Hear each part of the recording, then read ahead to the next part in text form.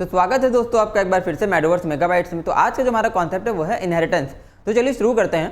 ठीक है, तो इनहेरिटेंस होता क्या बेसिकली हम ये समझेंगे। तो इनहेरिटेंस सबसे पहले जानते हैं क्या। तो इनहेरिटेंस एक है ऊप्स का कॉन्सेप्ट। जैसे ऊप्स तो सबने सुना होगा, क्या सुना होगा, ऊप्स। ऊप्स का फुल फॉर्म क्या होता है, ऑब्जेक्ट ओरिएंटेड प्रोग्रामिंग कॉन्सेप्ट। ठीक, तो ऊप्स का जो कॉन्सेप्ट होता है, ठीक है, ऊप्स के कॉन्सेप्ट में कई सारी चीजें आती हैं। क्या क्या चीजें आती हैं ऊप्स के कॉन्सेप्ट में।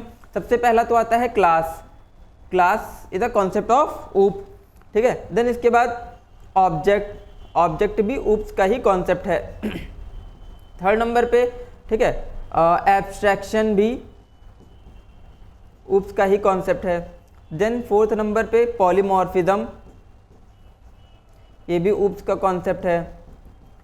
ठीक है, देन इसके बाद फिफ्थ नंबर पे इनहेरिटेंस, ये भी ऊप्स का कॉन्सेप्ट है। एक होता है इनकैप्सुलेशन, ये भी ऊप्स का कॉन्सेप्ट है।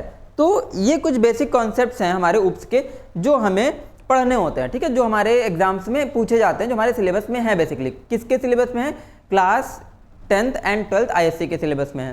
ठीक, क्लास 10th में क्या है, इनकी सिर्फ डेफिनेशन याद करनी है। ठीक है, सिर्फ डेफिनेशन है यानी कि थ्योरेटिकल सेक्शन है। और क्लास 12th में इसके साथ प्रोग्रामिंग भी आती है। ठीक है, तो ये कुछ बेसिक कॉन्सेप्ट्स हैं ऊप्स के प्रोग्रामिंग के। ठीक है, तो ऊप्स के जो बेसिक कॉन्सेप्ट है उसमें से सबसे मेन जो कॉन्सेप्ट होते हैं वो कौन से होते हैं, क्लास और ऑब्जेक्ट। यानी कि बिना क्लास के काम ही नहीं होता हमारा, बिना ऑब्जेक्ट बनाए कोई काम होता ही नहीं है जावा के अंदर। ठीक है, तो क्लास और ऑब्जेक्ट तो सबसे बेसिक कॉन्सेप्ट है, सबसे इंपॉर्टेंट कॉन्सेप्ट है। इसके बाद जो इंपॉर्टेंट कॉन्सेप्ट आता है वो है इनहेरिटेंस। इनहेरिटेंस का काम क्या है, बेसिकली हम लोग बोलते हैं इनहेरिटेंस को यूज करते हैं रियूजेबिलिटी ऑफ द कोड के लिए। कोड को हम इनहेरिटेंस के थ्रू रीयूज कर सकते हैं अपने प्रोग्राम के अंदर, बार बार यूज कर सकते हैं। यानी कि सेम कोड हमको बार बार लिखने की आवश्यकता नहीं है। हम एक जगह लिख लेंगे सेम कोड और उसको अलग अलग क्लासेस में कॉल करते रहेंगे। ठीक है, तो हमारा जो कोड है रीयूजेबल बन जाता है इस तरीके से। तो रीयूजेबिलिटी ऑफ द कोड के लिए हम लोग क्या यूज करते हैं, इनहेरिटेंस यूज करते हैं। ठीक है, तो इनहेरिटेंस है क्या बेसिकली। इनहेरिटेंस क्या होता है, जब हम एक क्लास की प्रॉपर्टी को किसी दूसरी क्लास में कॉल करते हैं, लेके जाते हैं, तो वो क्या कहलाता है, इनहेरिटेंस।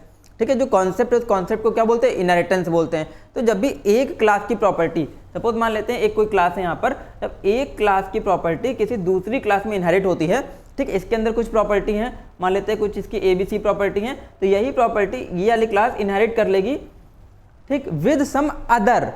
ठीक है, विद सम अदर प्रॉपर्टीज। ठीक, इसकी कुछ प्रॉपर्टीज हैं DEF। ठीक है, तो इसकी प्रॉपर्टीज भी इसके अंदर आ जाएंगी। इसकी खुद की तो प्रॉपर्टीज हैं, लेकिन इसकी कुछ प्रॉपर्टीज भी इसके अंदर आ जाएंगी। तो इस कॉन्सेप्ट को हम लोग क्या बोलते हैं, इनहेरिटेंस। और ये दोनों एंटिटी क्या है, क्लास हैं। एक क्लास मान लेते हैं, एक B क्लास मान लेते हैं। ठीक है, तो A क्लास की सारी प्रॉपर्टीज किसके पास आ जाएंगी, B क्लास के पास आ जाएंगी। जैसे कि हम लोग देखते हैं कॉन्सेप्ट किसमें, पेरेंट और चाइल्ड में देखते हैं। पेरेंट और चाइल्ड में क्या होता है, जो चाइल्ड में जो प्रॉपर्टीज होती हैं, किसकी प्रॉपर्टीज होती है, अपने पेरेंट की ही प्रॉपर्टीज होती हैं। यानी कि चाइल्ड अपनी आदतें, अपनी शक्ल सूरत, वो सारी किसके थ्रू डेवलप करता है, अपने पेरेंट के थ्रू डेवलप करता है। यानी कि हर एक चाइल्ड में अपने पेरेंट्स की ही क्या होती हैं, माता पिता की ही प्रॉपर्टीज होती हैं। तो same as it is child और पेरेंट वाला कॉन्सेप्ट यहाँ भी है। तो जिस क्लास की प्रॉपर्टीज इनहेरिट होती हैं वो क्या होती है, पेरेंट क्लास। और जो क्लास किसी भी क्लास की प्रॉपर्टी को इनहेरिट कर रहा है वो क्या कहलाती है, चाइल्ड क्लास। अभी आगे देखते हैं, बेसिकली बहुत अच्छे से समझेंगे भी आगे चल के। ठीक है, तो अभी सिर्फ इंट्रो है, देखो क्या क्या चीजें हैं। तो इनहेरिटेंस की डेफिनेशन क्या है, it is the method of inheriting the properties of one class by some other class. ठीक है, it is the method of inheriting the property of one class by some other class. यानी कि जब भी कोई एक क्लास किसी दूसरी क्लास की प्रॉपर्टी को इनहेरिट करती है, ठीक है, इनहेरिट करती है, तो उसको हम लोग क्या बोलते हैं, कॉन्सेप्ट को इनहेरिटेंस बोलते हैं। ठीक है, क्या बोलते हैं, इनहेरिटेंस। ठीक, इज नोन एज इनहेरिटेंस। ठीक है, तो ये जो कॉन्सेप्ट है प्रॉपर्टीज को इनहेरिट करने का, मतलब उसकी अपनी खुद की फंक्शनैलिटी तो है ही, वो दूसरी क्लास की फंक्शनैलिटीज को भी इनहेरिट कर ले रही है क्लास। ठीक है, तो उस कॉन्सेप्ट को क्या बोल रहे हैं, इनहेरिटेंस बोल रहे हैं। ठीक है, तो क्या होता है, a class which inherits its own properties is known as the base class. ठीक है, तो जिसकी प्रॉपर्टीज इनहेरिट होती हैं, जिसकी प्रॉपर्टीज इनहेरिट हो रही, जो अपनी प्रॉपर्टी किसी दूसरी क्लास को दे रहा है, उस क्लास को क्या बोलते हैं, बेस क्लास बोलते हैं, या फिर सुपर क्लास बोलते हैं, या फिर पेरेंट क्लास भी बोलते हैं। क्या बोलते हैं, बेस क्लास, सुपर क्लास या पेरेंट क्लास। तो जिस क्लास की प्रॉपर्टीज इनहेरिट होती हैं वो क्या बोला जा रहा है, उसको बेस क्लास, सुपर क्लास या पेरेंट क्लास। ठीक, देन इसके बाद the class which inherits an other class is known as the derived class, sub class और चाइल्ड क्लास। ठीक है, जो क्लास किसी दूसरी क्लास की प्रॉपर्टी को इनहेरिट कर रही है, जैसे चाइल्ड अपने पेरेंट्स की प्रॉपर्टी को इनहेरिट करता है, तो सेम एज इट इज उस क्लास को हम लोग क्या बोलेंगे, डिराइव्ड क्लास, सब क्लास, या फिर क्या बोलते हैं, चाइल्ड क्लास भी बोल सकते हैं। ठीक है, ये तीनों नाम है, तीनों नाम में कंफ्यूज नहीं होना है। ठीक, पेरेंट क्लास जिसकी प्रॉपर्टीज इनहेरिट होती हैं उसको पेरेंट क्लास, ठीक है, या फिर क्या बोलते हैं सुपर क्लास या फिर बेस क्लास, तीन नाम इसके हैं, parent class, super class, base class. और जो क्लास प्रॉपर्टीज को इनहेरिट कर रही है उसको क्या बोलते हैं, चाइल्ड क्लास, डिराइव्ड क्लास और सब क्लास, तीन नाम इसके भी हैं। तो नामों में कंफ्यूज नहीं होना, तीनों एक ही चीज के नाम है। ठीक है, ठीक है। तो अभी क्या देखेंगे हम लोग, अभी देखते हैं कि टाइप्स ऑफ इनहेरिटेंस। तो हमने क्लासेस आइडेंटिफाई कर ले, क्लासेस आइडेंटिफाई के बाद क्या हम लोग देखेंगे, टाइप्स ऑफ इनहेरिटेंस। तो कितने टाइप का इनहेरिटेंस होता है, एक तो होता है सिंगल इनहेरिटेंस। क्या होता है, single inheritance, multi level inheritance, hierarchical inheritance, multiple inheritance और हाइब्रिड इनहेरिटेंस। इतने टाइप के इनहेरिटेंस एग्जिस्ट करते हैं किसी भी प्रोग्रामिंग लैंग्वेज के अंदर। ठीक है, कौन कौन से, 5 टाइप के, single, multi level, multiple, hierarchical और हाइब्रिड। नाम याद कर लोगे, सिंगल, ठीक है, मल्टीपल, मल्टी लेवल, हिरारिकल और हाइब्रिड। ये 5 टाइप के इनहेरिटेंस किसी भी लैंग्वेज के अंदर एग्जिस्ट करते हैं। तो ये 5 टाइप के इनहेरिटेंस होते हैं। लेकिन जावा में क्या होता है, सिर्फ 3 ही टाइप के इनहेरिटेंस सपोर्ट करते हैं। कौन कौन से 3 टाइप के इनहेरिटेंस सपोर्ट करता है जावा, एक तो सिंगल इनहेरिटेंस सपोर्ट करता है, एक मल्टी लेवल सपोर्ट करता है और एक हिरारिकल सपोर्ट करता है। ठीक है, मल्टीपल इनहेरिटेंस और हाइब्रिड को सपोर्ट नहीं करता है जावा। ठीक है, क्यों नहीं सपोर्ट करता है, अभी आगे इसका जवाब हमको मिल जाएगा। ठीक, आगे चलते हैं अगली स्लाइड पे।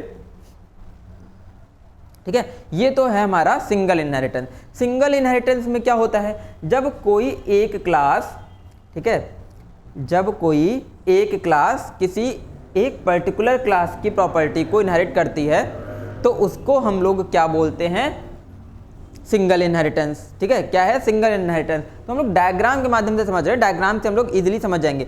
एक क्लास यहाँ पर क्या है, ये वाली कौन सी क्लास है, पेरेंट क्लास। ठीक है, या फिर इसको क्या बोल सकते हैं, सुपर क्लास। ये सुपर क्लास है, इसकी प्रॉपर्टी को इनहेरिट कर रही है कौन सी, एक चाइल्ड क्लास इनहेरिट कर रही है, या फिर इसको हम लोग क्या बोलते हैं, सब क्लास बोलते हैं। ठीक है, तो एक पेरेंट क्लास एक क्या किसको इनहेरिट कर रही है, एक चाइल्ड क्लास की प्रॉपर्टी को, मतलब चाइल्ड क्लास है वो एक पेरेंट क्लास की प्रॉपर्टी को इनहेरिट कर रही है, जिसमें 2 ही क्लास एग्जिस्ट करती हैं। नीचे वाली क्लास को हम लोग क्या बोलते हैं, जो प्रॉपर्टी इनहेरिट कर रही है चाइल्ड क्लास, और जो प्रॉपर्टी जिसकी इनहेरिट हो रही है उसको क्या बोलते हैं, पेरेंट क्लास। ठीक है, तो इस कॉन्सेप्ट को हम लोग क्या बोल रहे हैं, सिंगल इनहेरिटेंस बोल रहे हैं। यहाँ पे सिंगल ही क्लास अवेलेबल है, 2 सिंगल क्लास अवेलेबल है, जिसमें से एक क्या है चाइल्ड और एक क्या है पेरेंट क्लास है। ठीक है, ये हो गया सिंगल इनहेरिटेंस। डेफिनेशन पढ़ लेते हैं, अ sub class is derived from only one super class, यानी कि जो सब क्लास बन रही है वो एक ही सुपर क्लास से डेराइव हो रही है, इसीलिए इसका नाम क्या दिया गया है, single inheritance. It inherits the properties and behaviour of a single parent class. ठीक है, किसकी प्रॉपर्टी को इनहेरिट करती है, सिंगल क्लास की प्रॉपर्टी को ही इनहेरिट करती है, इसके अलावा कोई भी क्लास यहाँ पे एग्जिस्ट नहीं कर रही है। ठीक है, sometime is also known as the simple inheritance, इसी को ही हम लोग क्या बोलते हैं, सिंपल इनहेरिटेंस। यानी कि हमारे आईएससी 12th के एग्जाम में, ठीक है, आईएससी क्लास 12th के एग्जाम में जो इनहेरिटेंस की प्रोग्रामिंग आती है वो सिंपल इनहेरिटेंस या सिंगल इनहेरिटेंस की ही प्रोग्रामिंग आती है, इसके अलावा कोई अदर इनहेरिटेंस की प्रोग्रामिंग नहीं आती है। ठीक है, यानी कि यही कॉन्सेप्ट आपको प्रोग्राम के फॉर्म में एग्जाम में पूछा जाने वाला है, इसीलिए बहुत ज़्यादा इंपॉर्टेंट है, कोई कॉम्प्लेक्स इनहेरिटेंस का प्रोग्राम यहाँ पर नहीं पूछा जाता है। ठीक है, तो ये तो हो गया हमारा क्या, सिंगल इनहेरिटेंस। आगे चलते हैं, दूसरा क्या है यहाँ पर, multi level inheritance. Multi level inheritance क्या है, ये थोड़ा सा लेयर्ड इनहेरिटेंस है। तो सबसे पहले एक पेरेंट क्लास है जिसको हम लोग क्या बोलते हैं, ए। ठीक है, पेरेंट क्लास या सुपर क्लास है जिसको हम लोग क्या बोल रहे हैं, ए। ए की प्रॉपर्टी को इनहेरिट कर रही है बी, ए की प्रॉपर्टी को कौन इनहेरिट कर रहा है, बी। तो बी है क्या, चाइल्ड क्लास। किसकी चाइल्ड क्लास है, बी, ए की, तो बी चाइल्ड क्लास है ए की। ठीक है, ये क्या है, चाइल्ड क्लास। ठीक, या फिर इसको क्या बोल सकते हैं, सब क्लास। किसकी सब क्लास है, सब क्लास ऑफ बी, ये बी के लिए सब क्लास है। लेकिन अब बी की प्रॉपर्टी कहाँ इनहेरिट हो रही है, बी की प्रॉपर्टी इनहेरिट हो रही है सी के अंदर। बी की प्रॉपर्टी कौन इनहेरिट कर रहा है, सी क्लास इनहेरिट कर रही है। ठीक, तो जो सी क्लास है, सी चाइल्ड क्लास है या फिर सब क्लास है किसकी, ठीक है, किसकी है, बी की। सॉरी, यहाँ पर ये वाली जो क्लास थी वो किसकी, चाइल्ड क्लास या सब क्लास थी, ए की। ठीक है, तो बी चाइल्ड है ए का, सी चाइल्ड है बी का। इसी तरह डी जो चाइल्ड है वो किसका है, किस क्लास का है, सी का।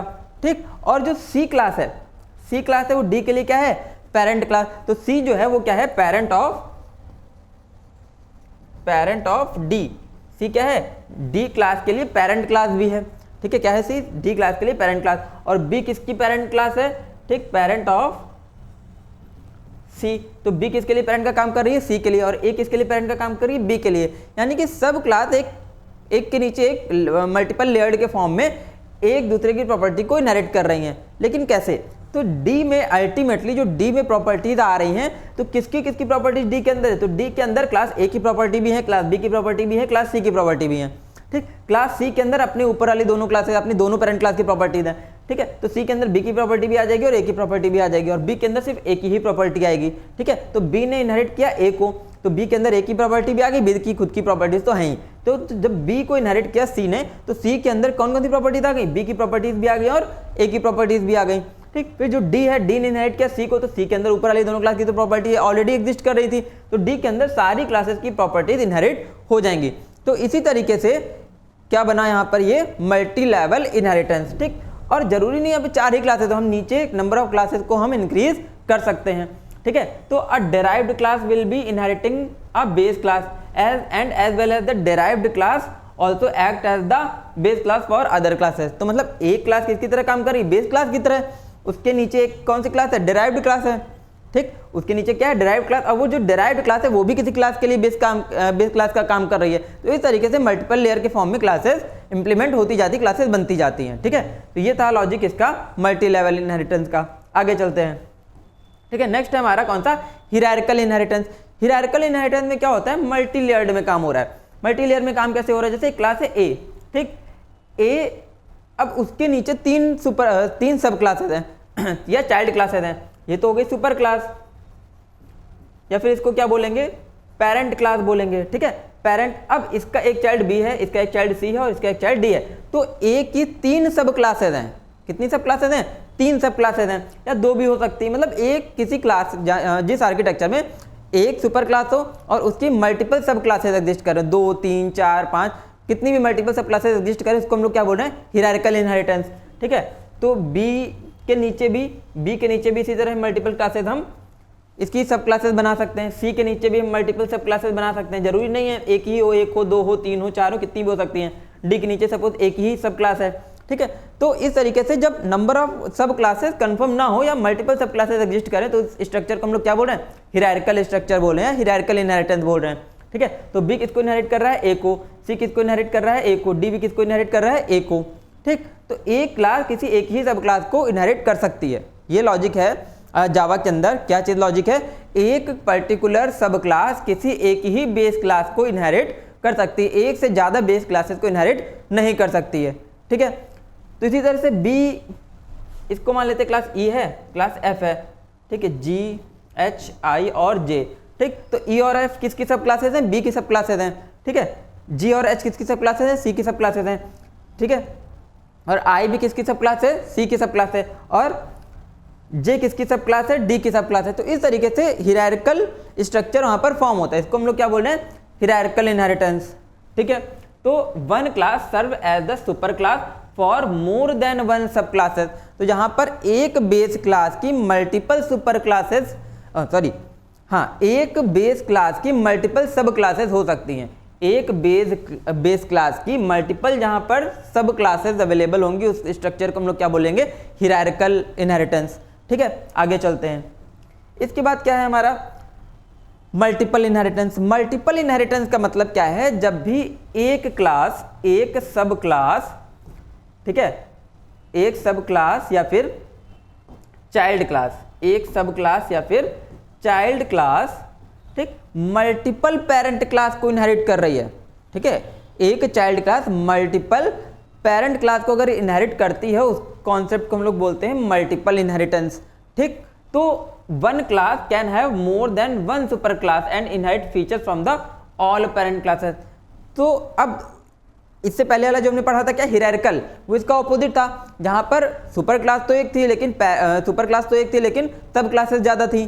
ठीक, यहां पर क्या है? सब क्लास तो एक है लेकिन सुपर क्लासेस एक से ज्यादा हैं। ठीक है, तो ये जो कॉन्सेप्ट है जावा में एग्जिस्ट नहीं करता, जावा इसको सपोर्ट नहीं करता। ठीक है, please note that the Java does not support the multiple inheritance with multiple classes. ठीक है, मल्टीपल क्लासेस के साथ जावा मल्टीपल इनहेरिटेंस को एक्सेस या सपोर्ट नहीं करता। ठीक, आगे चलते हैं। फिर इसके बाद है हाइब्रिड। हाइब्रिड एक्चुअली क्या होता है? हाइब्रिड का मतलब क्या है? मल्टीपल इनहेरिटेंस का कॉम्बिनेशन, जहां पर सिंगल भी अप्लाइड है, मतलब सबका मिक्सचर।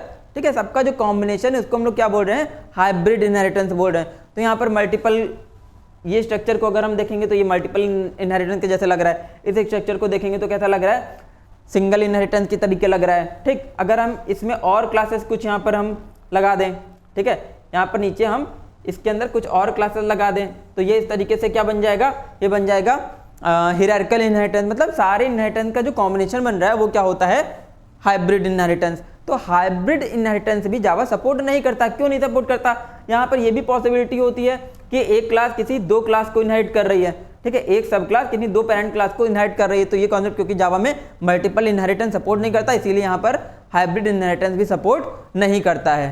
ठीक है, तो ये हो गए हमारे 5 इनहेरिटेंस, टाइप्स ऑफ इनहेरिटेंस। अभी हम देखेंगे इसका एग्जाम्पल। ठीक है, क्या देखेंगे इसका एग्जाम्पल। तो ये बहुत ही ज़्यादा इंपॉर्टेंट होने वाला है, बहुत ही ज़्यादा इंपॉर्टेंट होने वाला है। बहुत ध्यान से देखना कि कैसे काम करता है। एक क्वेश्चन इसका 5 मार्क्स का बोर्ड्स में आना ही आना है। ठीक है, चलो देखते हैं। तो सपोज हमने क्लास बना ली, किस नाम की क्लास बना ली, स्टूडेंट नाम की क्लास बना ली। तो स्टूडेंट की क्लास बनाने के बाद मैंने क्या किया, ठीक है, यहाँ पर 3 इंस्टेंस वेरिएबल ले लिए। एक स्ट्रिंग का नाम, मतलब स्टूडेंट का नाम स्टोर कराना है, रोल नंबर इंटीजर टाइप के वेरिएबल में स्टोर हो जाएगा, और क्लास भी स्ट्रिंग टाइप में स्टोर हो जाएगी। ठीक है, तो हमने यहाँ पर क्या किया, 3 वेरिएबल ले लिए। इंस्टेंस वेरिएबल जिनको बोलते हैं क्लास के तुरंत बाद जो वेरिएबल डिक्लेयर करे जाते हैं क्या बोलते हैं, इंस्टेंस वेरिएबल बोलते हैं। एक हमने कंस्ट्रक्टर बनाया, बहुत इंपॉर्टेंट चीज़ है, अभी स्टेप बाय स्टेप बहुत ध्यान से देखोगे। ठीक है, ये हम बना रहे हैं कौन सी क्लास, अभी मैं बता देता हूँ, पहले बता देता हूँ तो माइंड मेकअप करके चलना। कौन सी क्लास है ये, सुपर क्लास, या फिर इसको हम लोग क्या बोलते हैं, बेस क्लास। तो ये हम बना रहे हैं बेसिकली सुपर क्लास। क्या बना रहे हैं, सुपर क्लास, जो ऊपर वाली क्लास है जिसकी प्रॉपर्टीज को हम दूसरी क्लास के अंदर कॉल करेंगे। तो सुपर क्लास, सुपर क्लास में 3 वेरिएबल ले लिए, name, roll number, class, instance variable के फॉर्म में। ठीक, अब एक कंस्ट्रक्टर बनाया, डिफॉल्ट कंस्ट्रक्टर, उसके अंदर तीनों इंस्टेंस वेरिएबल की डिफॉल्ट वैल्यू हमने इनिशियलाइज कर दी। स्ट्रिंग को नल से इनिशियलाइज कर दिया, ठीक है, इंटीजर वैल्यू को 0 से इनिशियलाइज कर दिया। ठीक, एक हमने बना लिया पैरामीटराइज्ड कंस्ट्रक्टर। एक क्या बना लिया, पैरामीटराइज्ड कंस्ट्रक्टर, जहां पे तीनों वेरिएबल्स की वैल्यू हमने आर्गुमेंट से इनपुट करा लिया, स्टोर करा ली। तो जो n लिया है वो हमने नेम के लिए लिया है, r लिया है रोल नंबर के लिए, c लिया है क्लास के लिए। तो n की वैल्यू नेम में चली जाएगी, इसी तरह r की वैल्यू रोल नंबर में चली जाएगी, और c की वैल्यू क्लास में चली जाएगी।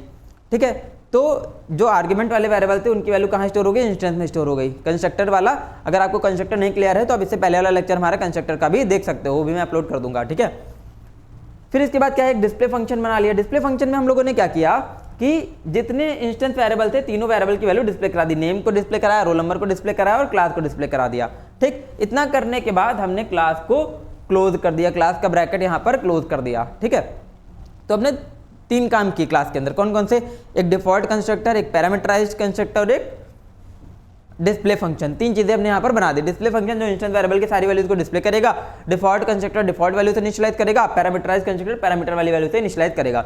ये हो गई हमारी एक बेस क्लास या सुपर क्लास। बहुत ही सिंपल सा लॉजिक है, कोई साइंस इसमें अवेलेबल नहीं है। ठीक है, बहुत सिंपल सी क्लास बनाई मैंने। ठीक, अब आगे चलते हैं, किसकी बारी है, सब क्लास की बारी। ठीक है, किसकी बारी है, सब क्लास की बारी। अब इसको ध्यान से देखोगे, ठीक है, इसको ध्यान से देखोगे। एक चीज लिख लेते हैं, क्या लिख लेते हैं, सुपर क्लास का नाम क्या था, यहां पर सुपर क्लास का नाम क्या था, स्टूडेंट। क्या था, स्टूडेंट नाम था सुपर क्लास का। ठीक, सुपर क्लास का नाम है स्टूडेंट। अब स्टार्ट करते हैं। तो सबसे पहले हमने क्लास बनाई, अभी किस नाम की क्लास बनी, एग्जाम। तो सपोज स्टूडेंट है, स्टूडेंट का एग्जाम कंडक्ट हुआ। ठीक है, कुछ नंबर ऑफ सब्जेक्ट्स का एग्जाम कंडक्ट हुआ। ठीक है, एग्जाम कंडक्ट हुआ, तुमने क्लास का नाम क्या दे दी, एग्जाम दे दिया। क्लास का नाम एग्जाम देने के बाद हमने कीवर्ड यहाँ पर यूज किया है। कौन सा कीवर्ड यूज किया है, एक्सटेंड्स कीवर्ड।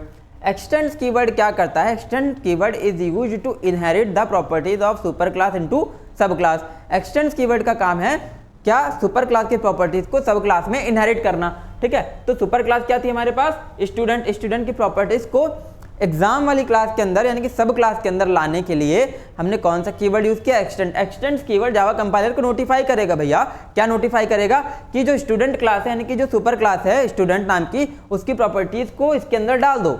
ठीक है, उसकी प्रॉपर्टीज को उठा के इसके अंदर डाल दो, यानी कि उसकी प्रॉपर्टीज का अच्छा मतलब क्या, प्रॉपर्टीज का मतलब क्या है, उसके जितने भी फंक्शंस हैं और उसके जितने भी वेरिएबल्स हैं, जितने भी फंक्शंस हमने स्टूडेंट के अंदर बनाए हैं यानी कि सुपर क्लास के अंदर बनाए हैं, जितने भी वेरिएबल्स हमने सुपर क्लास के अंदर डिक्लेयर करे हैं।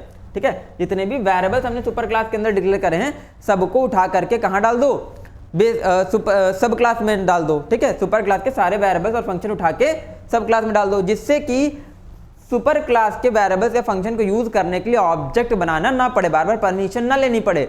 ठीक है, वो जितने भी इसके रिसोर्सेज हैं वो सब क्लास डायरेक्टली यूज कर पाए। ठीक है, बार बार उसका ऑब्जेक्ट ना बनाना पड़े, बिना ऑब्जेक्ट बनाए डायरेक्टली इन वेरिएबल को एक्सेस कर पाए। कौन एक्सेस कर पाए? सब क्लास। ठीक है, इसीलिए इनहेरिटेंस का कॉन्सेप्ट यूज हुआ यहाँ पर। ठीक है, तो जितनी प्रॉपर्टीज स्टूडेंट की थी सारी इस क्लास के अंदर आ गई। किसके थ्रू आ गई? एक्सटेंड्स कीवर्ड के थ्रू आ गई। ध्यान रखोगे, एक्सटेंड्स कीवर्ड। ठीक, तो क्या लिखते हैं? क्लास, क्लास के बाद जो एक नई क्लास हमने बनाई किस नाम की? एग्जाम नाम की। तो एग्जाम नाम की क्लास जो है वो क्या है? सब क्लास, या फिर ये क्या है? Child class. ठीक, क्या है ये? सब क्लास है, या फिर क्या है ये? चाइल्ड क्लास इसको बोलेंगे। चाइल्ड क्लास स्टूडेंट नाम की सुपर क्लास को इनहेरिट कर रही है। किसके थ्रू इनहेरिट कर रही है? एक्सटेंड्स कीवर्ड के थ्रू इनहेरिट कर रही है। ठीक, इतना क्लियर हुआ होगा। तो जब भी सब क्लास बनेगी, ठीक है, जब भी सब क्लास बनेगी जावा के अंदर, वो सुपर क्लास को एक्सटेंड्स कीवर्ड लगा के ही कॉल करेगी। ये स्टेटमेंट याद रखो। पहला इंपॉर्टेंट पॉइंट, पहला इंपॉर्टेंट पॉइंट क्या था? क्या चीज हमने नोट कर ली? X tends keyword. ठीक है, क्या नोट कर लिया हमने? एक्सटेंड्स कीवर्ड, पहला इंपॉर्टेंट पॉइंट। दूसरा इंपॉर्टेंट पॉइंट आते हैं, तो जब सब क्लास का कंस्ट्रक्टर बनेगा, जो एग्जाम है, एग्जाम तो हमारी सब क्लास है, सब क्लास का हमने यहाँ पे कंस्ट्रक्टर बना लिया। कौन सा कंस्ट्रक्टर बना लिया? डिफॉल्ट कंस्ट्रक्टर बना लिया। कौन सा कंस्ट्रक्टर? डिफॉल्ट कंस्ट्रक्टर बना लिया। तो जब भी हम सब क्लास का कंस्ट्रक्टर बनाएंगे, ठीक है, जब भी हम सब क्लास का कंस्ट्रक्टर बनाएंगे, उसके अंदर सुपर क्लास का कंस्ट्रक्टर कॉल करना नेसेसरी है। इट इज नेसेसरी, ध्यान से सुनना point, it is necessary to invoke the super class constructor in the sub class constructor. ठीक है, तो ये नेसेसरी है। कहाँ नेसेसरी है? सब क्लास के कंस्ट्रक्टर में, कि उसके अंदर सबसे पहली वाली लाइन लिखी जाए सुपर क्लास के कंस्ट्रक्टर को कॉल करने की। तो सुपर क्लास का कंस्ट्रक्टर कॉल करने के लिए हम लोग क्या कीवर्ड का यूज करते हैं? सुपर कीवर्ड का यूज करते हैं। तो दूसरा इंपॉर्टेंट पॉइंट हमको क्या मिला? Super keyword. ठीक है, सुपर कीवर्ड और उसके आगे पैरेंथेसिस। ठीक, तो हमने क्या कंस्ट्रक्टर यहाँ पे बनाया हुआ है? एग्जाम नाम का डिफॉल्ट कंस्ट्रक्टर। डिफॉल्ट क्यों बोले? क्योंकि इसके अंदर कोई भी पैरामीटर एग्जिस्ट नहीं कर रहा है। अगर पैरामीटर एग्जिस्ट नहीं कर रहा है तो डिफॉल्ट कंस्ट्रक्टर है। तो डिफॉल्ट कंस्ट्रक्टर के अंदर हमने क्या किया? सुपर को, सुपर ब्रैकेट ओपन क्लोज कर दिया। तो सुपर कीवर्ड क्या करता है? ये सुपर क्लास के कंस्ट्रक्टर को कॉल कर लेगा ऑटोमेटिकली। ठीक है, ये क्या कर लेगा? ये क्या कर लेगा? Invoke the super class constructor, super class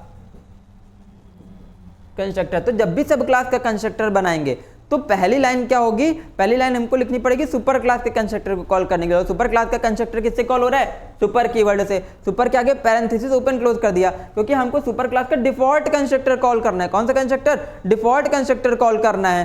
ठीक है, हमको सुपर क्लास का अगर डिफॉल्ट कंस्ट्रक्टर कॉल करना है तो सुपर के आगे क्या कर देंगे? पैरेंथेसिस ओपन क्लोज कर देंगे। ठीक है, it is used to invoke the super class constructor. कौन सा कंस्ट्रक्टर? Default constructor. ठीक है, क्यों डिफॉल्ट कंस्ट्रक्टर कॉल करें? क्योंकि इसके जो पैरेंथेसिस है वो कैसे पैरेंथेसिस है? एम्प्टी पैरेंथेसिस है। इसका मतलब क्या है कि किसको कॉल कर लेगा? डिफॉल्ट कंस्ट्रक्टर को कॉल कर लेगा। तो डिफॉल्ट कंस्ट्रक्टर को कॉल करने से ये हुआ, तो जो सुपर क्लास के वेरिएबल्स थे, यानी कि ये वाला कंस्ट्रक्टर कॉल हो गया। ठीक, कौन सा कंस्ट्रक्टर कॉल हो गया? ये जो डिफॉल्ट कंस्ट्रक्टर बना है ये कॉल हो गया। तो ऊपर वाले क्लास के जो इंस्टेंस वेरिएबल थे वो ऑटोमेटिकली इनिशियलाइज हो जाएंगे। वहां पर दोबारा से हमको name is equal to double comma roll number is equal to 0 लिखने की आवश्यकता नहीं है। हमने सुपर कीवर्ड लगा दिया, इससे क्या हो गया? ऑटोमेटिकली सुपर क्लास का कंस्ट्रक्टर कॉल हो गया। सुपर क्लास के जो भी वेरिएबल थे ऑटोमेटिकली इनिशियलाइज हो गए। ठीक है, सुपर क्लास के वेरिएबल ऑटोमेटिकली क्या हो गए? इनिशियलाइज हो गए। हमको वहां पर इनिशियलाइज करने नहीं पड़े, लिखकर इनिशियलाइज नहीं करने पड़े, ऑटोमेटिकली इनिशियलाइज हो गए। ठीक, अब इस क्लास के जो यानी कि सब क्लास के जो वेरिएबल हमने लिए थे M1 M2 M3 या फिर परसेंटेज ऑफ मार्क्स या फिर रिमार्क, उसको हमको इनिशियलाइज करना पड़ेगा। ठीक है, क्योंकि उसके लिए तो कंस्ट्रक्टर हम बेसिकली यहाँ पर बना ही रहे हैं। ठीक, तो उसको हम यहाँ पर प्रॉपर्ली इनिशियल वैल्यूज के थ्रू इनिशियलाइज कर देंगे। M1 M2 M3 को क्या ले लेंगे? 0 से इनिशियलाइज कर देंगे, परसेंटेज को 0.0 से इनिशियलाइज कर देंगे और रिमार्क को डबल इन्वर्टेड कॉमा से इनिशियलाइज कर देंगे। ठीक, क्लियर हुआ होगा इतना। तो जब भी हम सब क्लास का कंस्ट्रक्टर बनाएंगे, अगर सब क्लास का डिफॉल्ट कंस्ट्रक्टर बनाते हैं तो सुपर कीवर्ड का यूज करके हम सुपर क्लास के डिफॉल्ट कंस्ट्रक्टर को कॉल कर लेंगे। ठीक है, अब ये हमने बनाया सब क्लास का पैरामीटराइज्ड कंस्ट्रक्टर। क्या हमने बना लिया? सब क्लास का पैरामीटराइज्ड कंस्ट्रक्टर। ठीक, हमने क्या बना लिया? सब क्लास का पैरामीटराइज्ड कंस्ट्रक्टर। तो अभी यहां पर क्या होगा? जब भी हम सब क्लास का पैरामीटराइज्ड कंस्ट्रक्टर बनाएंगे तो हमको ये देखना पड़ेगा कि हमने जो सुपर क्लास में कंस्ट्रक्टर बनाया था, ठीक है, कौन सा कंस्ट्रक्टर बना था सुपर क्लास के अंदर? Parameterized constructor. उस पैरामीटराइज्ड कंस्ट्रक्टर के अंदर हमने कितने वेरिएबल पास किए थे और किस किस टाइप के वेरिएबल पास करे थे? तो हमने यहाँ पर एक n वेरिएबल पास किया था, एक हमने r वेरिएबल पास किया था, एक हमने c वेरिएबल पास किया था। n पास किया था स्ट्रिंग टाइप का नेम के लिए, एक हमने r पास किया था रोल नंबर के लिए इंटीजर टाइप का, और एक पास किया था स्ट्रिंग टाइप का सी वेरिएबल जो था क्लास को इनिशियलाइज करने के लिए। तो हमको जब भी हम सब क्लास का पैरामीटराइज्ड कंस्ट्रक्टर बनाएंगे तो हमें ये देखना पड़ेगा, क्या देखना पड़ेगा कि हमने सुपर क्लास का कंस्ट्रक्टर क्या बनाया था, ठीक है, पैरामीटराइज्ड कंस्ट्रक्टर क्या बनाया था। तो जो हमने सुपर क्लास का पैरामीटराइज्ड कंस्ट्रक्टर बनाया था उसमें सीक्वेंस ऑफ वेरिएबल्स हमें देखना पड़ेगा कि हमने किस सीक्वेंस में वेरिएबल लिए थे। तो हमने किस सीक्वेंस में वेरिएबल लिए, एक स्ट्रिंग, एक इंटीजर और एक स्ट्रिंग, स्ट्रिंग इंटीजर और स्ट्रिंग नाम के वेरिएबल हमने लिए, ठीक है। पहला वेरिएबल किस टाइप का था, स्ट्रिंग, दूसरा इंटीजर, तीसरा स्ट्रिंग। अब देखते हैं सब क्लास को। तो सब क्लास का जो हमने कंस्ट्रक्टर बनाया उसमें पहले जो आर्गुमेंट रहेंगे, पहले जो पैरामीटर रहेंगे वो 3 पैरामीटर वही सेम रहेंगे जो हमने सुपर क्लास में हमने बनाए थे, ठीक। जो हमने कहाँ बनाए थे, सुपर क्लास के आर्गुमेंट में। तो 3 वेरिएबल पास किए हमने अभी, ठीक है, वही सेम सीक्वेंस में वही 3 वेरिएबल हमने यहाँ भी पास कर दिया। यानी कि स्ट्रिंग टाइप का एक वेरिएबल लिया था, नाम चेंज कर सकते हो, नाम में कोई इशू नहीं है, लेकिन टाइप सेम होना चाहिए, ठीक है, टाइप ऑफ वेरिएबल सेम होना चाहिए, ठीक है।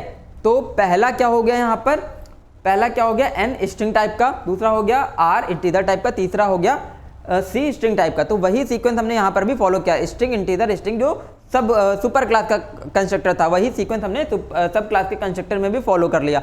अब हम कौन से वेरिएबल आगे लेंगे, अब हम वो वेरिएबल लेंगे जो हमको यहाँ पर आर्गुमेंट के फॉर्म में यूजर इनपुट कराने हैं, ठीक है। कौन से वेरिएबल लेंगे जो हमको यहाँ पर आर्गुमेंट के फॉर्म में यूजर से इनपुट कराने हैं, ठीक है। तो कौन कौन से यूजर इनपुट कराने हैं हमको तीनों मार्क्स यूजर से इनपुट कराने हैं। कौन से, M1 M2 M3, 3 सब्जेक्ट के मार्क्स, तीनों को यूजर से इनपुट कराने हैं। तो हमने मार्क्स के लिए 3 वेरिएबल ले लिए, int N1, int N2, int N3, ठीक है। तो अब क्या होगा, दूसरा काम क्या होगा, पहला काम तो हमने वही सीक्वेंस फॉलो कर लिया, कौन सा फॉलो कर लिया, सुपर क्लास के कंस्ट्रक्टर में जो हमने टाइप ऑफ वेरिएबल लिए थे सेम सीक्वेंस वो फॉलो कर लिया। अब इसके अंदर सिर्फ वेरिएबल लेने से कॉल नहीं हुआ, अब हमको उसको कॉल करना पड़ेगा।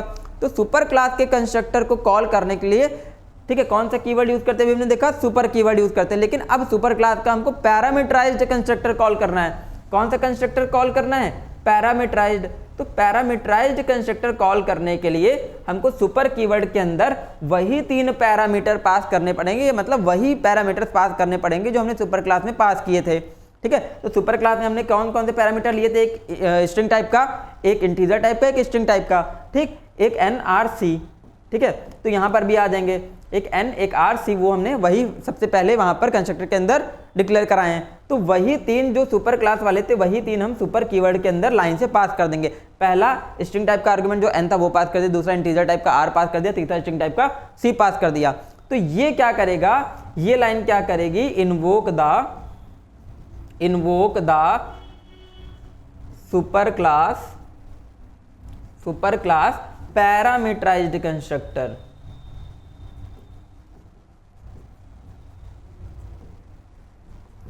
ठीक है। क्या कॉल कर लेगी, ये सुपर क्लास का पैरामीटराइज्ड कंस्ट्रक्टर कॉल कर लेगा।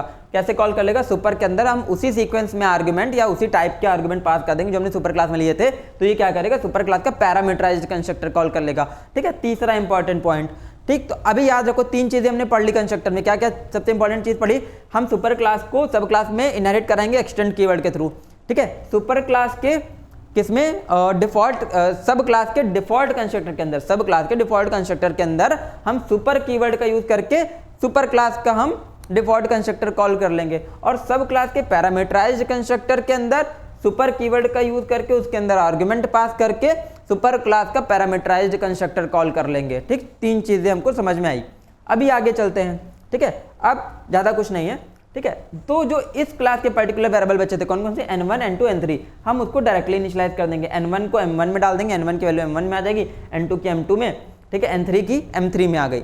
और जो हमारा परसेंटेज और रिमार्क था जो हमें कैलकुलेट करना था उसको 0.0 से और डबल इन्वर्टेड कॉमा से बेसिकली यहाँ पर इनिशियलाइज कर दिया जाएगा। क्यों, क्योंकि हमें आगे फंक्शन बना के कैलकुलेट करना है, ठीक है। जो यूजर इनपुट थे वो हमने आर्गुमेंट के थ्रू इंस्टेंस वेरिएबल में स्टोर करा दिए, ठीक। आगे चलते हैं, एक हमारा डिस्प्ले फंक्शन बनाया है हमने, ठीक है। यहाँ पे क्या बनाया, डिस्प्ले फंक्शन। एक चीज और देखोगे, हमने क्या किया था, सुपर क्लास में भी किस नाम का फंक्शन बना रखा है, किस नाम का फंक्शन बना रखा है, डिस्प्ले नाम का फंक्शन बना रखा है, किस नाम का, डिस्प्ले नाम का।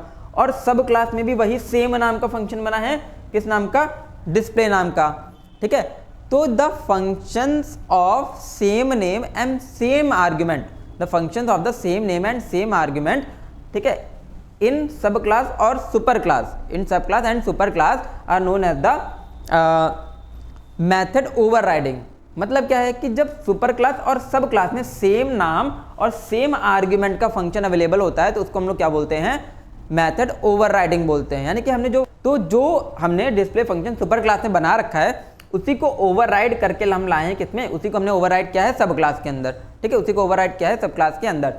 तो सपोज हमको सब क्लास में दोनों क्लासेस की वैल्यूज प्रिंट करानी है, सुपर क्लास की वैल्यूज भी प्रिंट करानी है और सब क्लास की वैल्यूज भी प्रिंट करानी है। लेकिन देखोगे क्या कि सुपर क्लास के अंदर तो ऑलरेडी डिस्प्ले फंक्शन बना ही हुआ है, वो तो वैल्यू तीनों वेरिएबल की वैल्यू तो प्रिंट कर ही रहा है, ठीक है। या तो हमारे पास एक ऑप्शन है हम फिर से आए तो SOP लगा के वही 3 वैल्यूज प्रिंट कराएं, ठीक है, जो सुपर क्लास में हमने वहां पर SOP लगा के प्रिंट कराई हुई है। या फिर दूसरा ऑप्शन क्या है कि हम यहाँ पर क्या करें, उस फंक्शन को जो सुपर क्लास का डिस्प्ले फंक्शन है उसको कॉल कर लें, ठीक है। तो सेकंड ऑप्शन बेटर है, ठीक है। कैसे कॉल कर लेंगे सुपर क्लास के डिस्प्ले मेथड को, सुपर डॉट डिस्प्ले, कैसे कॉल कर लिया, सुपर डॉट डिस्प्ले। तो यहाँ पे जो सुपर कीवर्ड अब यहाँ पर यूज हो रहा है सुपर डॉट, ठीक, सुपर क्या हो गया, ये रेफरेंस बताएगा सुपर क्लास का, ठीक है। इट प्रोवाइड्स द या it return the reference of the super class, ये सुपर क्लास का रेफरेंस बताएगा, ठीक। तो सुपर डॉट डिस्प्ले, तो सुपर कीवर्ड क्या करता है, ठीक है, सुपर कीवर्ड क्या करेगा, सुपर कीवर्ड करेगा पेरेंट क्लास या सुपर क्लास के मेंबर्स को एक्सेस करने के लिए, ठीक है, सुपर क्लास के मेंबर्स को एक्सेस करने के लिए। मेंबर्स बोले तो क्या है, मेंबर्स का मतलब डेटा मेंबर्स भी होता है और मेथड मेंबर यानी कि फंक्शंस भी होता है। तो सुपर क्लास के फंक्शन को कॉल कर सकते हैं सुपर कीवर्ड के थ्रू, या फिर सुपर क्लास के वेरिएबल को भी एक्सेस कर सकते हैं सुपर नाम के कीवर्ड के थ्रू, ठीक। तो सुपर डॉट डिस्प्ले हमने लिख दिया तो ये क्या करेगा, सुपर क्लास के अंदर जो हमने डिस्प्ले बनाया हुआ है उसको कॉल कर देगा, ठीक है, उसको कॉल कर देगा। उसको कॉल करके क्या हुआ, ठीक, उसको कॉल करके हमको क्या मिला, उसको कॉल करने से ये तीनों वैल्यूज क्या हो गई, यहाँ पर प्रिंट हो गई, ठीक। उसको कॉल करने से सुपर क्लास के डिस्प्ले कॉल करने से ये तीनों वैल्यूज प्रिंट हो गई। अब बची क्या, सब क्लास की वैल्यूज बची, वो सब क्लास की वैल्यूज हम SOP लगा के डायरेक्टली प्रिंट करा सकते हैं। हमने परसेंटेज को प्रिंट करा लिया, हमने रिमार्क्स को प्रिंट करा लिया डायरेक्टली, ठीक। अब हमको यहाँ पर हम ये भी तो लिख सकते थे, सिर्फ डिस्प्ले भी तो लिख सकते थे, सिर्फ डिस्प्ले क्यों नहीं लिखा, सिर्फ डिस्प्ले इसलिए नहीं लिखा, क्यों, क्योंकि हमने सब क्लास के अंदर भी क्या फंक्शन बना रखा था, डिस्प्ले फंक्शन बना रखा था, और सुपर क्लास में भी डिस्प्ले फंक्शन बना रखा था। तो अगर सिर्फ डिस्प्ले लिख देते यहाँ पर तो वो क्या किसको पास कर देता, वो किसको कॉल करता है, नियरेस्ट फंक्शन को कॉल करता, मतलब वो सेम फंक्शन को ही अपने आप को ही कॉल कर लेता, वो रिकर्शन बन जाता है यहाँ पर, ठीक है। तो हमको सेम फंक्शन को नहीं कॉल करना है, अपने ही क्लास के सब क्लास का ही डिस्प्ले को नहीं कॉल करना है, हमको सुपर क्लास के अंदर जो डिस्प्ले बना उसको कॉल करना है। इसीलिए हमने क्या लिखा है यहाँ पर, सुपर डॉट डिस्प्ले, ठीक है। तो तीसरा ये हो गया, और चौथा हमारा क्या हो गया, सुपर कीवर्ड, सुपर डॉट करके जो हम सुपर क्लास के मेंबर्स को एक्सेस करते हैं उसको यहाँ पर हम सुपर डॉट करके मेंबर्स को एक्सेस कर सकते हैं, ठीक है। तो 4 चीजें इंपॉर्टेंट हमने देखी। सबसे पहले जब कॉल करोगे तो कॉल करने के लिए एक्सटेंड कीवर्ड लगाओगे, ठीक है। सुपर क्लास के डिफॉल्ट कंस्ट्रक्टर को कॉल करने के लिए क्या लगाओगे, सुपर के बाद एम्प्टी पैरेंथेसिस। सुपर क्लास के पैरामीटराइज्ड कंस्ट्रक्टर को कॉल करने के लिए क्या लगाओगे, सुपर के साथ, ठीक है, अंदर आर्गुमेंट पास कर दोगे तो सुपर क्लास का पैरामीटराइज्ड कंस्ट्रक्टर कॉल होगा। सुपर क्लास के मेंबर को एक्सेस करने के लिए क्या लगाओगे, सुपर डॉट करके उसको कॉल कर लोगे, ठीक है। तो इस तरीके से ये सारी चीजें यहाँ पर यूज होने वाली हैं, ठीक। आगे चलते हैं अभी, ठीक है। आई होप समझ आ गया होगा आपको, ठीक है। इसका स्क्रीनशॉट भी ले सकते हो आप, एक बार इसको एनालाइज कर सकते हो, ठीक है। स्क्रीनशॉट लेकर एनालाइज करोगे बहुत प्रॉपरली समझ आ जाएंगी चीजें, कोई इशू नहीं होने वाला है, ठीक है। तो ये तो थी हमारी बेस क्लास या सुपर क्लास, ठीक। इसके बाद ये वाली क्लास कौन सी थी, इसके बाद वाली हमने कौन सी बनाई, सब क्लास बनाई, ठीक है। तो सब क्लास में क्या क्या चीजें इंपॉर्टेंट वो हमने लिख दिया। अब पढ़ लेते हैं थोड़ी सी थ्योरी, ठीक। थ्योरी क्या है अब पढ़ते हैं। तो सबसे पहले क्या है, super keyword is used to invoke the super class constructor, ठीक। सुपर कीवर्ड का यूज करते हैं सुपर क्लास के कंस्ट्रक्टर को कॉल करने के लिए। अभी मैंने प्रोग्राम में देख लिया कैसे यूज करते हैं, ठीक है। When a sub class is created, जब भी सब क्लास बनाई जाएगी, it's constructor must invoke the constructor of its super class, ठीक है। तो ये नेसेसरी होता है कि जब भी सब क्लास का कंस्ट्रक्टर बनाओगे तो सुपर क्लास का कंस्ट्रक्टर वहां पर कॉल करना ही पड़ेगा, ठीक है। बिना उसको कॉल करे काम नहीं चलने वाला है, प्रोग्राम एरर दे देगा, ठीक है। This is done using super और ब्रैकेट ओपन क्लोज यानी कि पैरेंथेसिस ओपन क्लोज कीवर्ड, ठीक है, which calls the constructor of the parent class, जो कि पेरेंट क्लास के कंस्ट्रक्टर को कॉल कर लेता है, ठीक। अभी मैंने बताया जैसे पीछे प्रोग्रामिंग के अंदर। दूसरा टॉपिक क्या है, मतलब दूसरा पॉइंट क्या है, super is used to call the super class method, ठीक। अभी मैंने सुपर डॉट करके सुपर कीवर्ड का यूज किया, ये सुपर जिसके आगे पैरेंथेसिस लगा ये कंस्ट्रक्टर कॉल करेगा। सिर्फ सुपर लिख देंगे, सुपर डॉट करके फंक्शन का नाम लिख देंगे तो सुपर क्लास का कंस्ट्रक्टर क्या सुपर क्लास का फंक्शन या फिर सुपर क्लास का वेरिएबल कॉल हो जाएगा या एक्सेस हो जाएगा, ठीक है। तो super is used to call the super class method. A sub class can invoke a method define in its parent class using the super keyword, ठीक है, यूजिंग द सुपर कीवर्ड। अभी जैसे हमने पीछे कॉल किया था सुपर डॉट डिस्प्ले, उसकी बात हो रही है। This is useful when the sub class want to invoke the parent class implementation of the method in addition to its own। तो जब भी सब क्लास किसी मेथड को कॉल करना चाहे अपने किसी पर्टिकुलर मेथड के अंदर, तो सुपर कीवर्ड का यूज करके उस मेथड को पेरेंट क्लास के सुपर क्लास के मेथड को कॉल कर सकती है। ठीक है, जैसे कि हमने कॉल किया था सुपर डॉट डिस्प्ले। आगे चलते हैं। Super is use to access a super class field. Super keyword का यूज हम सुपर क्लास की फील्ड यानी कि सुपर क्लास के वेरिएबल को एक्सेस करने के लिए भी कर सकते हैं। ठीक है, a sub class can access a field और variable define in its parent class using the super keyword. ठीक, सुपर कीवर्ड के थ्रू हम वेरिएबल को भी एक्सेस कर सकते हैं। देख लेते हैं प्रोग्राम में कैसे एक्सेस कर लेते हैं। तो सुपर क्लास में वेरिएबल लिया था, क्या वेरिएबल लिया था? नेम, रोल नंबर और क्लास। अगर हमको यहाँ पर नेम, रोल नंबर और क्लास सब क्लास के अंदर यूज करना है तो कैसे यूज करेंगे? ठीक है, डायरेक्टली भी यूज कर सकते हैं, डायरेक्टली नेम भी लिख सकते हैं, या फिर हम इस तरह से भी लिख सकते हैं। कैसे लिख सकते हैं?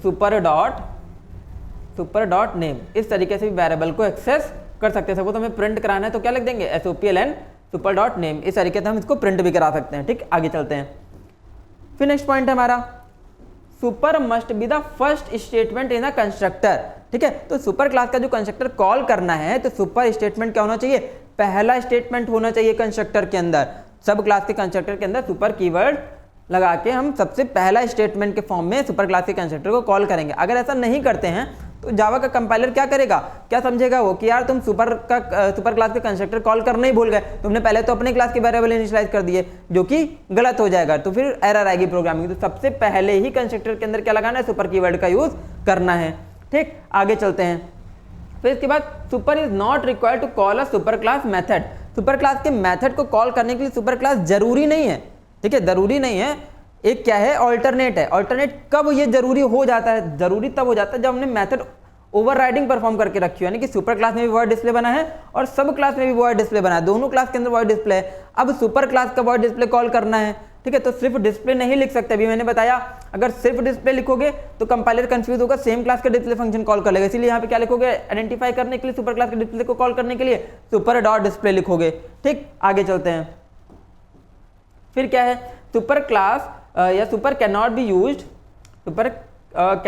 इन स्टैटिक कांस्टेंट। अगर कोई भी वेरिएबल या मेथड स्टैटिक है तो उस कांस्टेंट में सुपर लगाने की आवश्यकता नहीं है, क्योंकि स्टैटिक मेंबर्स को हम डायरेक्टली क्लास के नाम से कॉल कर सकते हैं, एक्सेस कर सकते हैं, जो कि आप हमारे न्यू कीवर्ड स्टैटिक कीवर्ड वाले लेक्चर में जाके देख सकते हो। ठीक है, तो क्या है यहाँ पर? अगर स्टैटिक लगा किसी वेरिएबल या मेथड के आगे तो फिर यहाँ पर सुपर कीवर्ड का यूज नहीं करना है। ठीक, तो ये तो थे हमारे कुछ इंपॉर्टेंट पॉइंट। अगर आपको इसका स्क्रीनशॉट लेना है, आप इसका स्क्रीनशॉट भी ले सकते हो। ठीक है, ये आपको थ्योरी पढ़ने में या तैयार करने में काम आएगा। कोई भी डाउट हो तो आप कमेंट सेक्शन में जरूर पूछिएगा। ठीक, आगे चलते हैं। ठीक है, तो ये तो था हमारा लेक्चर आज का, इतना ही। जो यहाँ पर हमने कवर किया वो क्या कवर किया? इनहेरिटेंस क्या होता है, इनहेरिटेंस, उसके टाइप्स यानी कि इनहेरिटेंस के जितने टाइप्स होते हैं, और जावा के अंदर कौन कौन सा इनहेरिटेंस सपोर्ट करता है। तो जावा के अंदर 3 इनहेरिटेंस सपोर्ट करते हैं। एक तो सिंपल या सिंगल इनहेरिटेंस, या फिर मल्टी लेवल इनहेरिटेंस, या फिर हिरार्किकल इनहेरिटेंस।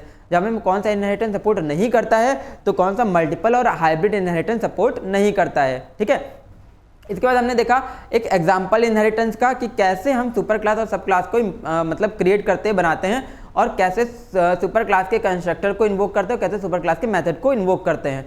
ठीक, और कैसे सुपर क्लास को सब क्लास के अंदर इनहेरिट करते हैं। तो ये सारी चीज़ें आज हमने देखी। तो यहाँ पर ये लेक्चर को हम यहीं पर समाप्त करते हैं। इसके आगे हम लोग अगले टॉपिक में पढ़ेंगे इंटरफेस, यानी कि अगर हमको मल्टीपल इनहेरिटेंस को इम्प्लीमेंट करना है जावा के अंदर, तो तरीका तो है, ऑब्वियसली तरीका है, लेकिन वो इनहेरिटेंस के थ्रू नहीं होता, वो किसके थ्रू होता है? इंटरफेस के थ्रू होता है। तो अगले टॉपिक में हम लोग देखेंगे इंटरफेस। तब तक के लिए बने रहिए हमारे साथ। Stay tuned guys.